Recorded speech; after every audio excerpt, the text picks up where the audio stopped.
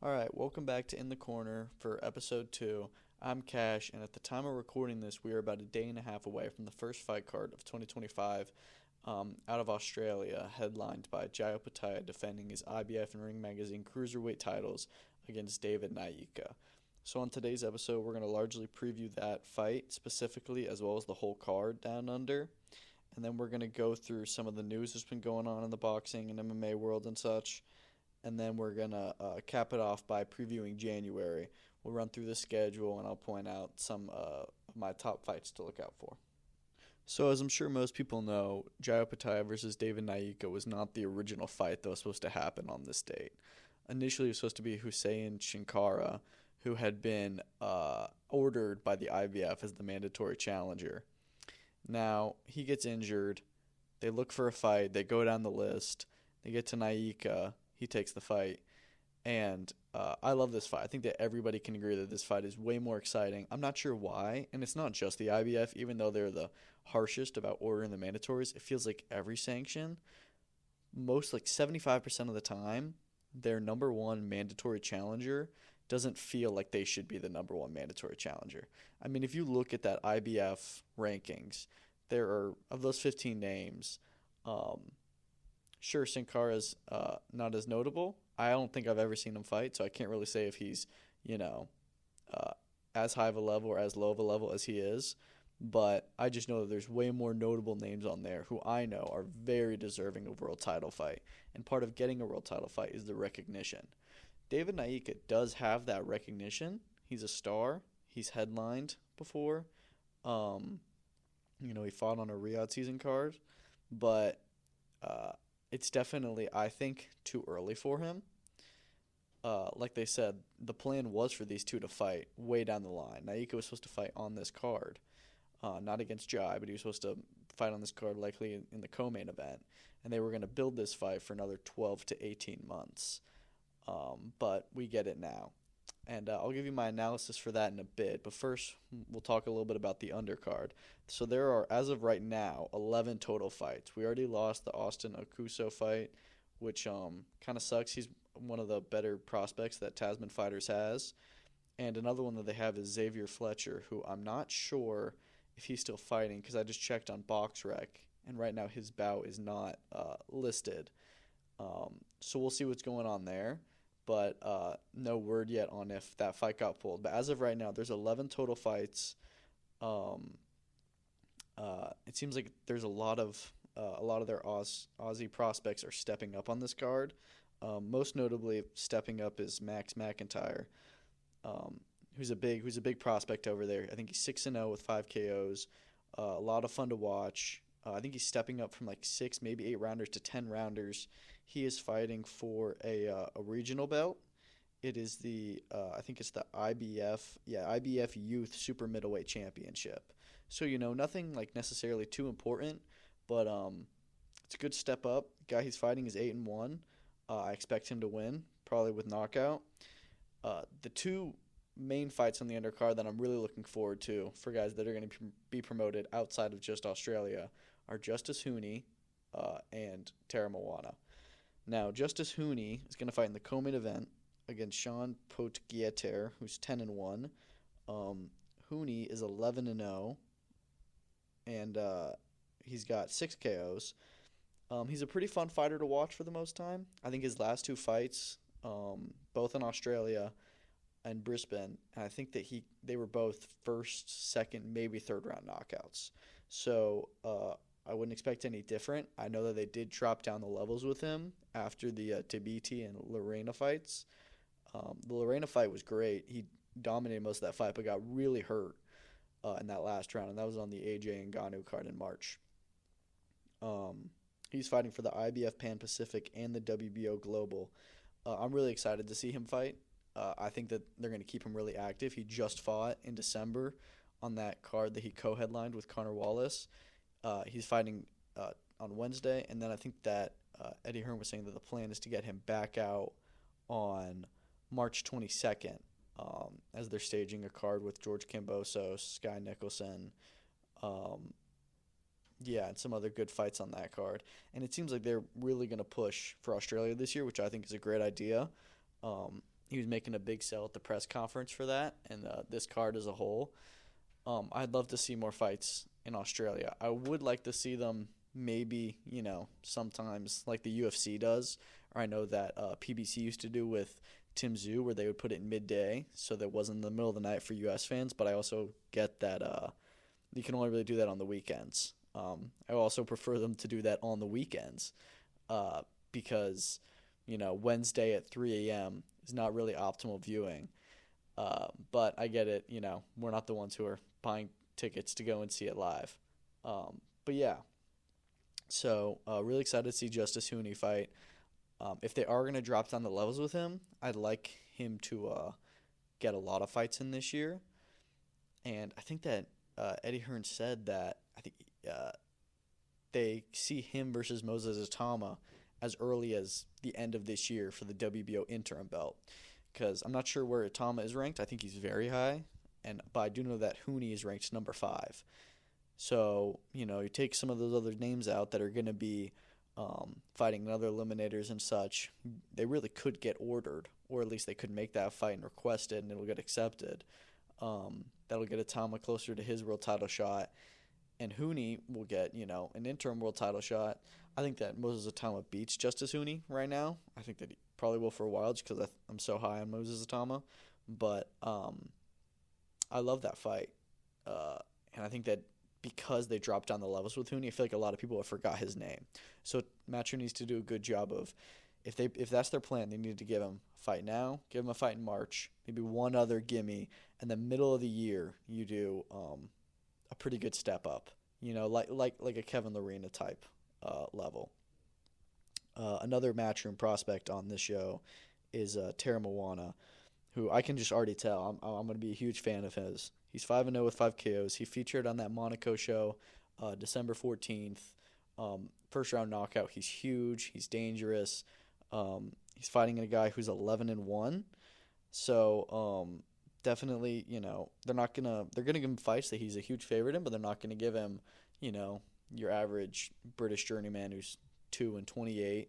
So I'm really excited to see where he goes. Their plan is for him to fight 8 times this year, which I don't know if that's going to happen, but I really like that they're going to slow him down because I think that Matchroom's starting to see they move a lot of their guys too fast, which I don't have a problem with. I like seeing them get put into real fights, but you don't want to do that with all your fighters. And they're starting to see, Campbell Hatton lost his fights against Flint. Then again, he maybe should have been in those fights, and they were close fights. But then you have Cameron Vaughn, who was in a close fight with Gwynn. He got the decision, but was kind of controversial. Same thing with Johnny Fisher. Justice Hooney, he totally won that fight, but that last round got really dangerous. You really don't want to rush the heavyweights too fast because their opponents, it doesn't matter if, they're a much lower level, especially in heavyweight. Any punch can land, and any punch can, really hurt you. So, and your health and your career. So I like the idea of Tara Moana not getting shuffled out super fast like Atama and Fisher and Hooney and all the other ones. Take your time with him, build him, and he will be likely world champion one day. That's all I pretty much have to say about this card. They've got another regional fight on there with Ben Mahoney and Fan Jiang. That's for the IBF Pan Pacific Super Welterweight. But a lot of fights on this card, which normally I like. If you give me like a good Matchroom or a Top Rank or Queensberry card, I like seeing a lot of fights on it because I'm familiar with the names. But this, when it's in the middle of the night with a lot of people I don't know, don't always love to see those super long cards. But I get it. It's probably Tasman Fighter's biggest card they've done, maybe ever, but definitely in the last year, 2 years, and will do for another year or so maybe. So, you want to get those guys their recognition. It's a pay-per-view over there, like most Australian fights. I'm excited for this one.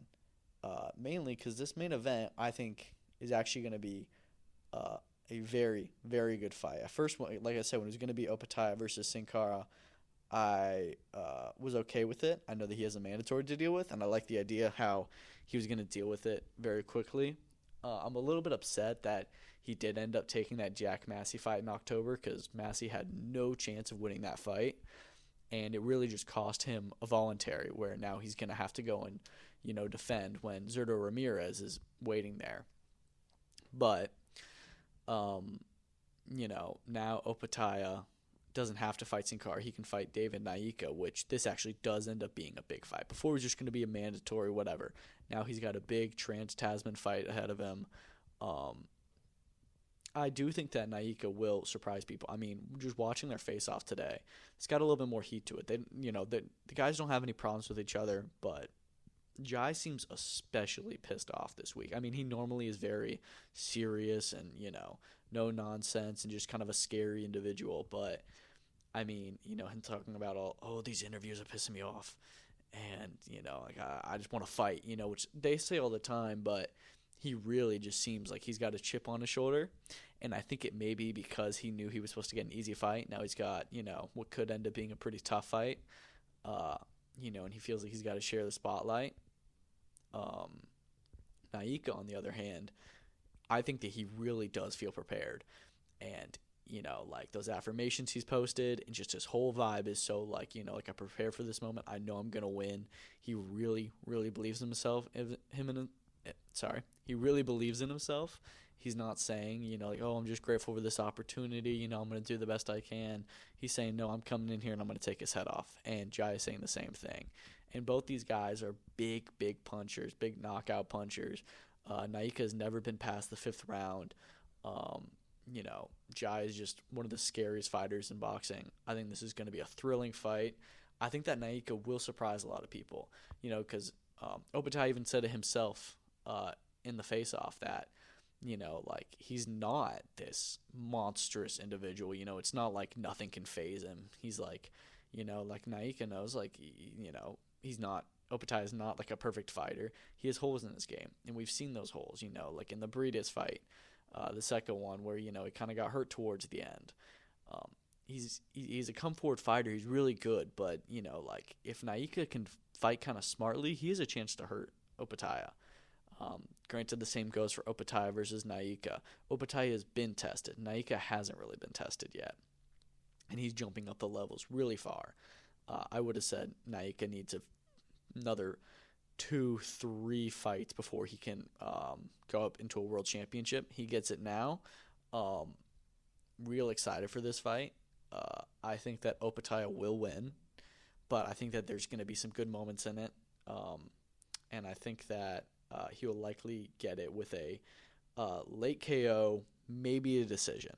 I can see it going either ways, but I do overall think that the way that these fights usually go, outside of the Canelo opponents, because Canelo usually doesn't knock them out anymore, the guys who come in, they're undefeated, they get the world title shot when maybe they're not ready for it, they usually don't fare very well, especially if they haven't been chin tested, which I haven't seen all of Nyika's fights. I've seen his last couple, but I don't know if he's really been in there with somebody. He definitely hasn't been in there with anybody with the likes of Jai. So we're going to see what happens. But I think that Opetaia will take this in a late KO win. And just some other things to talk about on the show. I just want to shout out Charlie Parsons. I think it's really funny. He's presenting his interview with Eddie Hearn on the Stomping Ground. I watched that earlier today, and it was hilarious. They've got a great back and forth. But, yeah, he's presenting all week. He did the face-off. He's just he's a good character. I think he's really good at what he does. Yeah, I just wanted to say that really quick. I think that's funny. And then another thing that, I've heard them say a lot with the Tasman fighter shows, and Eddie Hearn's even said it with this one, talking about Riyadh Season sponsoring it. And, Riyadh Season, as we all know, sponsors all of the big promotions. They are partners with Top Rank, Matchroom, Queensberry, Golden Boy, and Boxer. All of them, they are always on one of the sponsors that's on the ring and on the stage and stuff. The only one that they don't officially sponsor is PBC, who is also the other promotion that hasn't fully jumped onto the Riyadh Season boat, although I think that they will, and they kind of are. They're working with Riyadh Season for some fights to put on those cards, but we've never really seen talking about Eddie Hearn calling this a Riyadh Season card, saying that they're putting on this event. So it seems like we may now start to get these cards where Riyadh Season and the Ring, because the Ring was another sponsorship that was on here, where they may really step up and say like, yeah, we're gonna cover a lot of the funding for this event. For not like when Matchroom does a big fight or when it's like Haney Garcia, nothing that level, but some of these smaller events where even though this is a world title fight in an arena, just to kind of like boost it, I guess, and to throw on some more fights and some more promotion. I like that idea a lot, and I just think it's really interesting that they're sponsoring events like this, more so like saying like presenting it, and they get thanked before the fights, because when you're watching a Queensberry show, they've got Riyadh Season in the corners, but they don't thank His Excellency before they fight. They do on these Tasman shows, so I think that they may start sponsoring some of these smaller promotions more heavily. Yeah, so that's all I have to say on the Opetaia Nyika fight card at the moment. Weigh-ins are going down soon.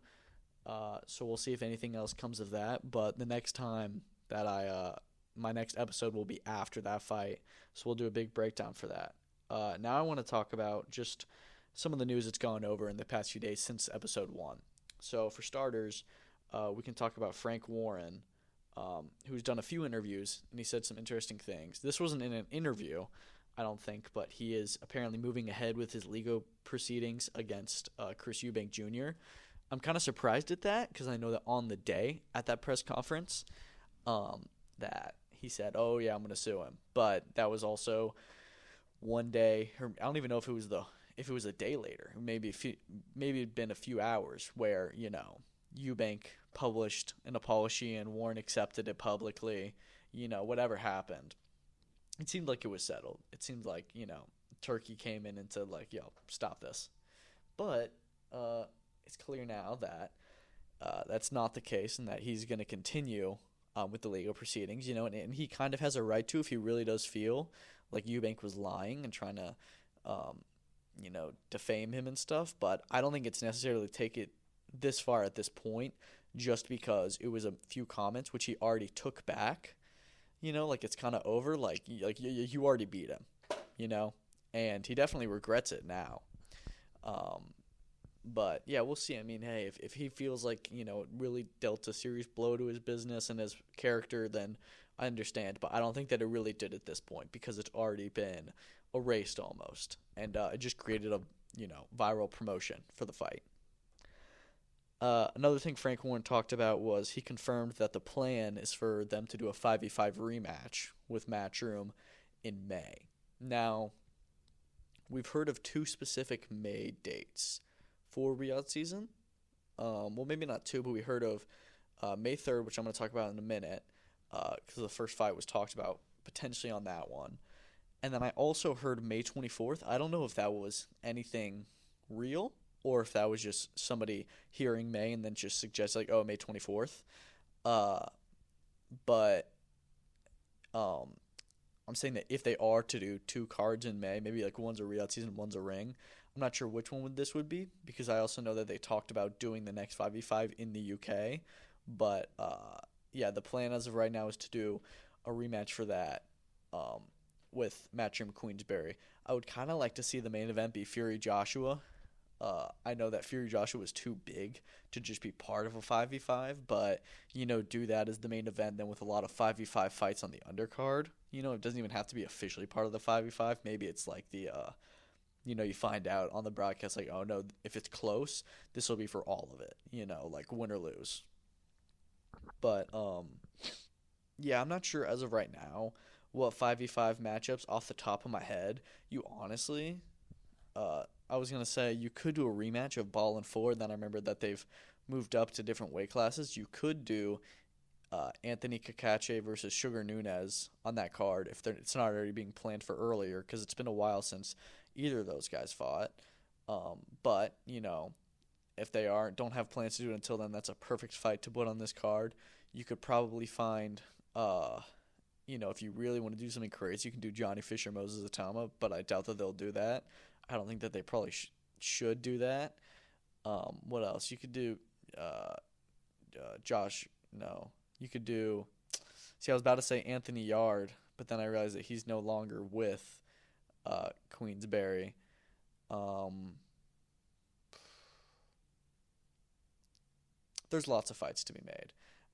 When they start to get closer, I can talk a little bit about what my picks would be for a 5v5 with some of those guys. Another one, actually, just remembered is Sam Noakes, maybe versus like Andy Cruz.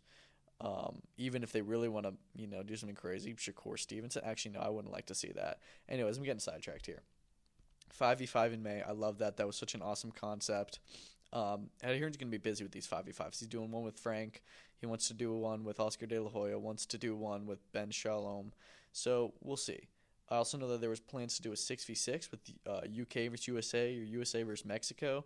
That I think I heard was going to be the May 24th card. I doubt that they do both of those, especially in the same month. So we'll see. I say I'd rather do the 6v6, I think, because that's more promoters in there. That's more fighters, and that's a little bit different you do in the countries. But, yeah, we'll see. The last Frank Warren topic is he has plans to expand globally on DAZN next year, which I love because I think that the one thing that's really holding back Queensberry right now is that they're only domestic. I think that if they do a U.S. show, if they do like a show in Africa, maybe, if they do a show, somewhere else in Europe, that's fun. There are so many markets that aren't tapped into enough, and I hope that some of the promoters can get back to doing, and I'll actually talk about that in a minute. Doing a big fight in somewhere like Africa or Europe, or Asia, not Japan, because there's already so many fights there, but somewhere like China, there's so many places that don't get big-time boxing. When we have big-time boxers from those places, we need to take it back there. Okay, let's move on. Jared Anderson is supposed to return February 14th on the Keyshawn and Baranchuk undercard, which hasn't been officially announced, but Top Rank's cards always get reported by ESPN before they get announced. See, I don't really know what the plan is with Jared Anderson. I assumed that he wouldn't really go that far down in levels. I thought just a fight that I really love for him was Guido Vianella. I mentioned that in my last podcast, but I don't know if they're going to do that fight specifically. I think you can still give him like a decent heavyweight, but probably more along the lines of the guys he fought last, like Rudenko and Marie and stuff. So, it probably will be a step down just to the level that he was at. However, he's supposed to be on the ESPN Plus portion of this card. We know Xander Zayas is co-main, and then Vito Milnicki is supposed to be also on the ESPN card.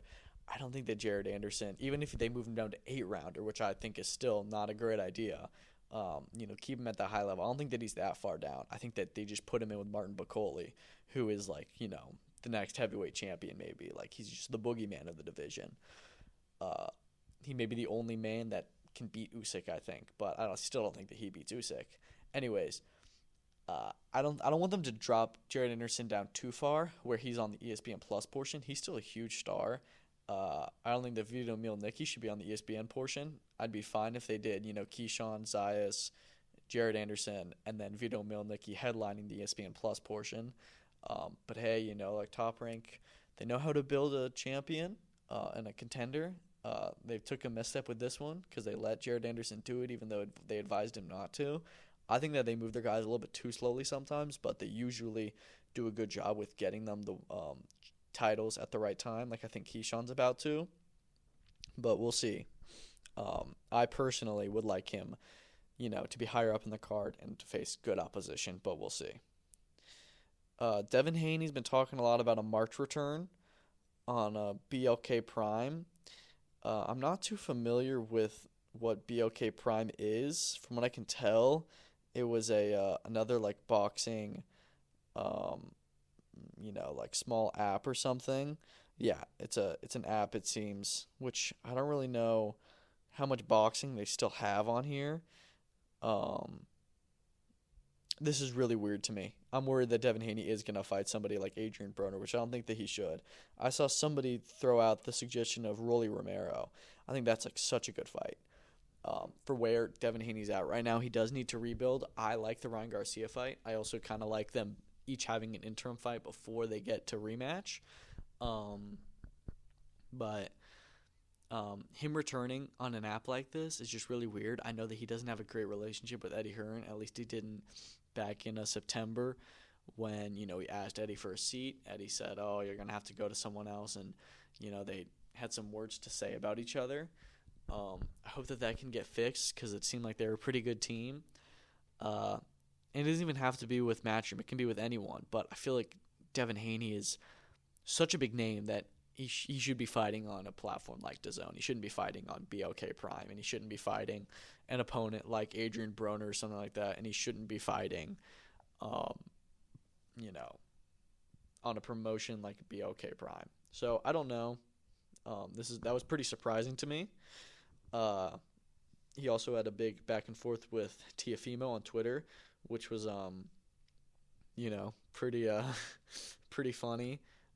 Speaking of Tiafimo, which by the way, Tiafimo Haney needs to happen. That's a great fight. I'd love for that fight to honestly be next. I know they were kind of discussing it, or somebody said they were discussing it. I don't know if it was true, but these guys just need to fight each other more, all of them.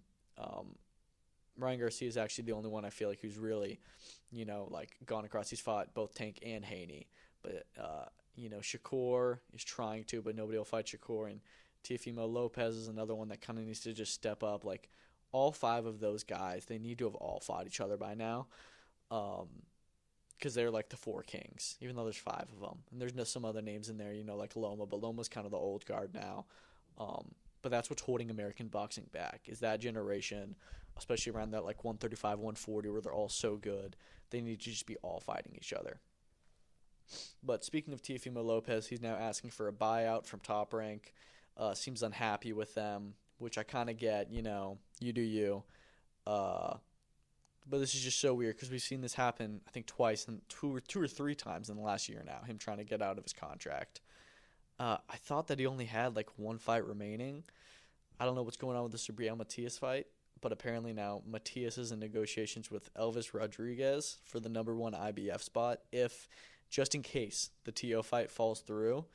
I like the Lopez and Matias fight. I think that's a good one. Not on pay-per-view. I think it's a really good fight. I hope that they just do that and don't, keep doing this whole, what's my buyout charade? Because I don't even hate Matias versus Rodriguez as a fight, but it would just, kind of suck to lose that TO fight. Opetaia and Zurdo apparently are, His Excellency's plan is for them to fight May 3rd in Saudi. I think Opetaia's trainer revealed. Now, when I first heard May 3rd, Riyadh season, I thought, okay, are they actually going to do Canelo versus Crawford? Because Canelo fights on that weekend. That's when Canelo's going to fight next. We don't know who it's going to be yet. Now it's sounding like it may be William Skoll. But, if they do the Terrence Crawford fight, I'd love that. However, there's so many caveats to that. I don't think that Canelo Crawford should be or would be in Saudi Arabia, which this fight supposedly is. I don't know if Canelo would fight Crawford at all. I don't know if Canelo would fight with Riyadh season at all. And I think that I saw an interview with Eddie Hearn where he said that he doesn't think that Canelo Crawford is going to happen. Where if that was actually negotiations, like people are saying it is, and if this could be on that May 3rd date, he would be the one to know. And he could just be, saying like, oh, I don't think it's going to happen, so it's a surprise. But he also, I think, would say, oh, yeah, maybe. I don't know if it'll happen next, but he wouldn't just shoot it down. He'd say there's possibility to it. Yeah. So I don't know what the main event of that May 3rd card looks like. That may not be the 5v5. I don't think that you would put a big fight, unification fight like Opetaia Zurdo just also on the 5v5 card. So maybe the 5v5 is the May 24th. And maybe that's in the UK as a ring card. And this is the Riyadh season card for that month. But, yeah, I'm also kind of surprised that they're talking about Zurdo fighting Opetaia because he's been ordered to fight Dorticos. took an exemption from that to do the CBS unification, then got reordered to fight Dorticos. So unless Dorticos is going to make some crazy step aside money, I thought Zerto was going to have to deal with him first. And it seems that that may not be the case. Uh, so that I love that. Sooner rather than later. Like, let's just do the unification. Nobody cares about that other fight. Yeah, so we'll see. Good news is that Jerome Ennis and Imantas Stanionis are apparently now in negotiations for a WBA and IBF welterweight unification fight. I love that. I think that Stanionis may be number 2 in the division. Ennis is definitely number 1, and Ennis needs a unification fight after he turned down the Virgil Ortiz fight. So yeah, let's do that fight. I love it so much. I think that it's a really good matchup. My only question is Stanionis was ordered to fight Giasov, who's a matchroom fighter. And then I may be wrong, but did I not see that they agreed terms for that fight? Like, it's been made, and I thought that I heard it was going to be on like the March tank card.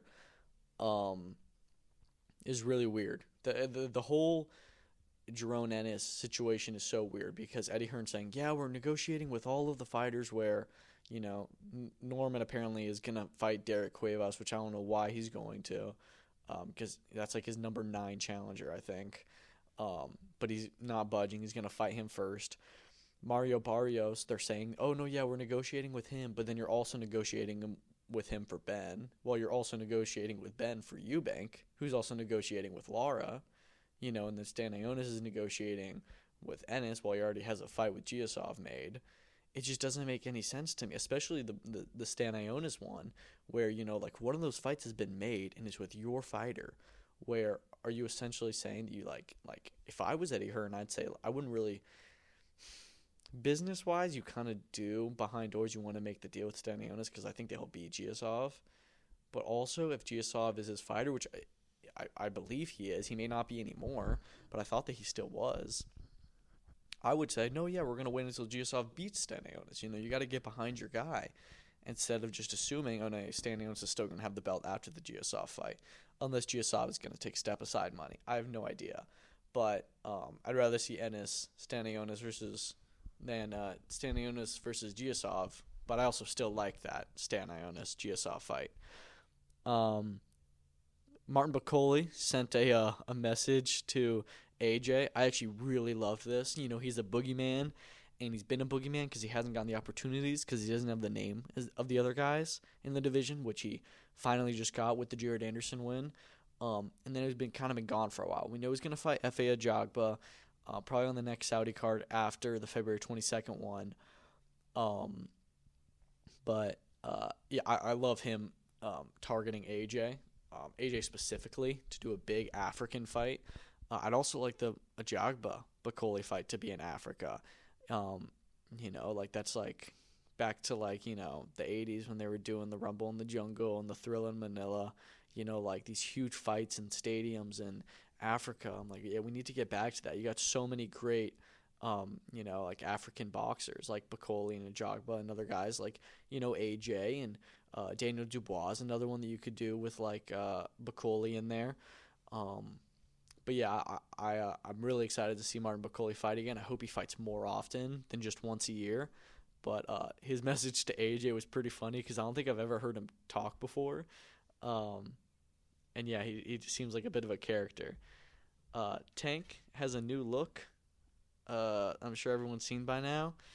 No really news with it. I just wanted to say that it's an interesting look. He looks like he's trying to do like Johnny Depp. I've seen people say. Yeah. Anyways, last thing, not boxing related, but the PFL announced earlier today that they are going to be implementing elbows for all fights, regular season included, which is spectacular news. I was never necessarily like a big hater of them not doing the elbows. I get it. You have these guys fighting 4 times a year. You need to try and keep them as injury-free as you can, and elbows cause a lot of injuries. But also it didn't really feel like it was the complete MMA. Like you're with them, you're kind of fighting with at least one arm tied behind your back, out of two arms and two legs. It's a big part of the game. So to exclude it felt a little bit weird. I like that they're going to, have it with them going forward in all fights, season or not, just because, it doesn't feel like really MMA. It feels like MMA without elbows, but now it's the full discipline of all the disciplines. All right, to wrap out the end of this podcast, I'm just going to run through the January schedule really quick.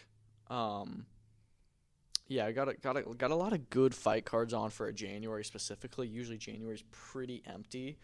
We've got some really good cards in here, really good fights. First off, Wednesday the 8th in Australia, Jai Opetaia versus David Nyika. We talked about that a lot this episode. Should be going Justice Hooney, Tara Moana on the card. Next up is on Saturday. We got two cards. Fight week for them as well. Callum Simpson versus Steed Woodall for the British and Commonwealth Super Middleweight Championship. Caroline Dubois is in a fight. I think it's Jessica Kamara is her opponent. Really good fight. That's for the WBC World Championship. That boxer card, it's those two fights at the top I actually really like. Steed Woodall just knocked out Lerone Richards. Callum Simpson's been doing pretty well. I think it's a good matchup. And I think that, getting Dubois to also be on that card is good, but the rest of the card is just totally dead. It's just all prospects and not even the big, really exciting prospects. So we'll see, but I don't really know what's going on with Boxer. They're getting better activity this new year, it seems, because they had barely any shows last year. Also on Saturday, first UFC card of the year in the Apex, Vegas 101. Mackenzie Dern, Amanda Ribas 2. Should be a good fight. Should get, pretty good fight for the rankings as well, for strawweight. I'm not too sure. I think there's some other good names on that card. I think it's Curtis versus Kopilov is a fight on there. I think I may be getting two names totally wrong, but that's a good fight. Some other good guys fighting on that card. It should be good. Saturday in Sheffield, the Simpson Woodall. That'll be on Sky Sports in the UK, Peacock in the US, and UFC will be on ESPN Plus, and that's in Vegas. Friday the 17th, Omar Trinidad, Mike Plania for the WBC Continental Americas Featherweight Championship. It's on UFC Fight Pass at the Commerce Casino in California. I think they've got a world title fight on that card. I think it's if I'm correct, it's a WBO Super Flyweight Championship, so that's good. Saturday the 18th, Misfits 20, Darren Till versus Anthony Taylor. I'm actually really excited for this one. This will be on DAZN. I'm a big Misfits fan, actually. This is a really good fight after Tommy Fury pulled out. I think it's actually a better fight than the Tommy Fury one. Plus, you've got Wade, who's, a great fight breakdown guy. He's fighting Mosiah Warrior. The rest of the card is not very good. That's really the only two good fights on the card, but really excited to see them fight. UFC 311 in LA on the Saturday 18th, ESPN Plus pay-per-view. Makhachev versus Sarukian 2, Merab versus Umar for the lightweight and bantamweight championships, respectively. Such a good card this is. Prohaska versus Hill on there as well. I'm not really going to, go through the list, but there's tons and tons of good fights on that card. It's going to be an awesome night. This is probably the best card of the month. Honestly, this may end up being the best UFC pay-per-view of the year, and it's the first one. Yes, really exciting. BKFC have a fight night in Pachanga in California. That'll be on the BKFC app and DAZN on Saturday the 18th. First Golden Boy fight night of the year will be on YouTube and DAZN. Eric Priest versus Tyler Howard. Also at the Commerce Casino in California. That's on Thursday the 23rd. Friday the 24th, the big one, Naoya Inoue, Sam Goodman for the undisputed super bantamweight titles. That'll be on ESPN Plus early morning from Tokyo, Japan. Really good, really excited for this fight. I think Goodman will be, good, but I think Inoue still going to blow him out of the water. Hopefully, after this one, Inoue can fight Akhmadaliev. I think they may want to do Picasso. Then it's got to be Akhmadaliev. I'd be kind of upset if he is going to fight Picasso next. Because again, I don't think that Inoue is the one ducking him. Inoue doesn't seem like somebody who ducks, but I think his team certainly is. Which I don't know why Inoue beats Akhmadaliev, but that's the best guy at 122. Pro Box TV is back Friday the 24th. Najee Lopez versus Gilbert Castillo. I think this one's back in there, back in Plant City at their HQ. Love Pro Box TV. So that'll be fun. Saturday the 25th, Usman Nurmagomedov versus Paul Hughes. This is a absolute banger of a fight for PFL. Not really sure if it's meant to be Bellator anymore. They're fighting for the Bellator belt, but no longer the Bellator Champion Series, it seems. Now it's the Road to Dubai Champion Series. This one is in Dubai. I believe it'll be on ESPN Plus and not Max.